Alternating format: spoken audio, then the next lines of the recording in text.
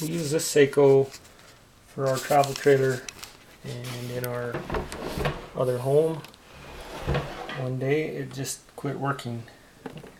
Wouldn't get any power to it, or it wouldn't light up when you plug it in. I took it apart looking for a fuse or a burnt card or something. I couldn't find anything wrong. So I put it together and we got a new coffee maker again. Yeah. This one. Well, it's all here. But I don't know why it doesn't work. Lots of parts. Buy at your own risk if you think you can fix it. That's cool.